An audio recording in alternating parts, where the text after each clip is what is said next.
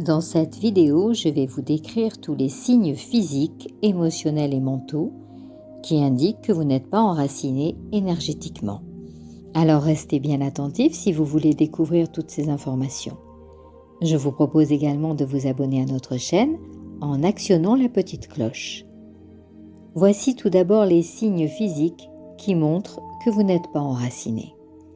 Vous tapez nerveusement des doigts, vous vous rongez les ongles, vous vous triturez les cheveux et ce même si vous ne pensez pas à quelque chose qui peut vous rendre nerveux.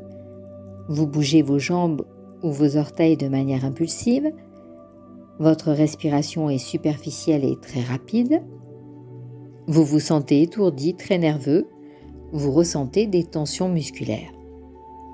Attention, les symptômes décrits peuvent être également signes de maladie et dans ce cas, je vous demande d'aller consulter votre médecin qui vous proposera un traitement parce que le fait de procéder à l'enracinement vous permettra effectivement d'accélérer le processus de guérison, mais soyez prudent, celui-ci sera une aide précieuse pour votre guérison mais ne pourra pas vous guérir.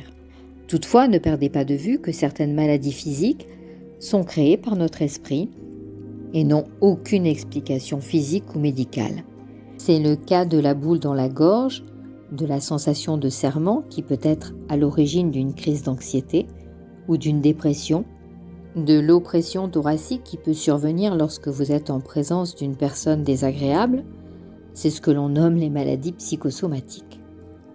Si vous n'êtes pas enraciné, vous pouvez également souffrir de signes émotionnels comme vous vous sentez agité, vous n'avez pas de but, vous manquez de contrôle sur vos humeurs, vous êtes indécis, vous constatez des dysfonctionnements émotionnels chez vous, vous vous sentez incompris ou mal compris, vous êtes victime de dépression ou vous êtes victime d'anxiété.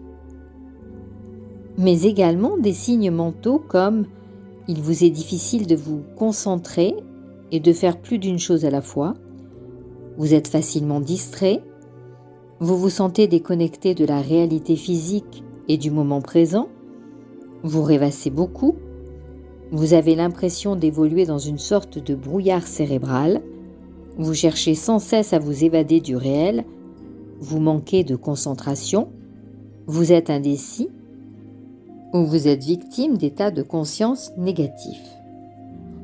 Les états de conscience négatifs sont nombreux. Par exemple, la conscience de pauvreté est un système de croyances subconscientes qui étouffe les possibilités d'abondance dans notre vie par le biais de limitations auto-imposées.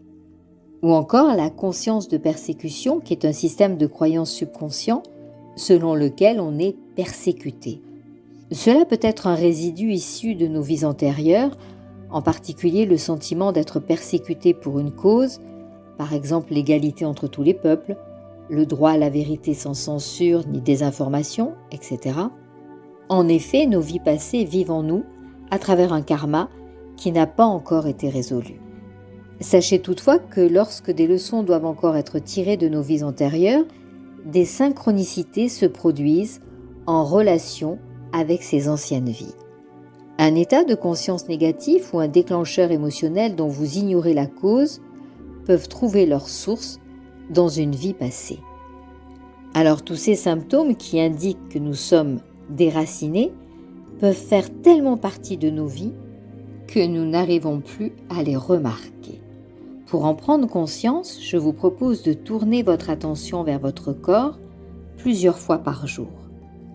Prenez quelques secondes pour l'analyser en le parcourant avec votre conscience de la tête aux pieds et notez tous les symptômes de déracinement que je viens d'évoquer. Alors, si vous voulez connaître la technique pour vous réenraciner à tout moment ou 3 exercices d'enracinement, cliquez sur l'une des 2 vidéos qui s'afficheront à la fin de celle-ci. Et si cette vidéo vous a plu, n'hésitez pas à la liker pour plus de visibilité sur le réseau YouTube. À très bientôt.